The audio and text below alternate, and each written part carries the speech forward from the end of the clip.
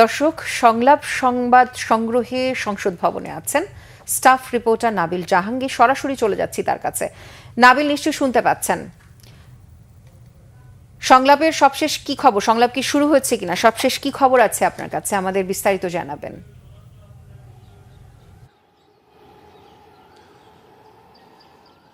ত্রিনা, নির্ধারিত সময় সকাল 10:30টায় কিন্তু ঐকমত্য কমিশনের সাথে এনসিপির প্রতিনিধি দলের যে বৈঠক সেটি তার শুরু হয়েছে এবং এই মুহূর্তে কিন্তু আসলে বৈঠকটি চলছে। বৈঠকে আপনি জানেন যে এর আগে কিন্তু ঐকমত্য কমিশন থেকে 166টি সংস্কারের প্রস্তাব দেওয়া হয়েছিল, যার মধ্যে কিন্তু এনসিপি 113টিতে একমত হয়েছে এবং 22টিতে কিন্তু তারা দ্বিমত পোষণ করেছেন এবং বাকিগুলোতে তারা কিছুটা ভিন্নমত দিয়েছেন।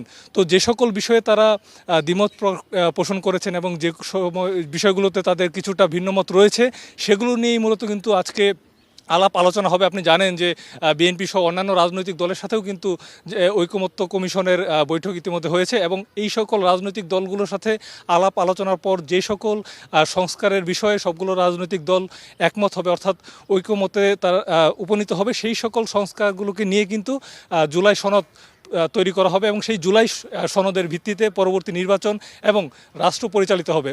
নাহিদ ইসলাম কিন্তু সূচনা বক্তব্যে তিনি যেটি বলেছেন যে তারা চান, তাদের দলের পক্ষ থেকে তারা চান রাষ্ট্রের একটি মৌলিক সংস্কার, কাঠামোগত সংস্কার, শুধুমাত্র সাধারণ কিছু সংস্কার দিয়েই নির্বাচন নয়, বরং কাঠামোগত গুণগত তারা একটি সংস্কার চান, যার ফলে ফেসিবাদ বারবার ফিরে আসতে পারবে না এবং গণতন্ত্র একটি স্থায়ীভাবে প্রতিষ্ঠিত হবে। ত্রিনা, আপনাকে ধন্যবাদ।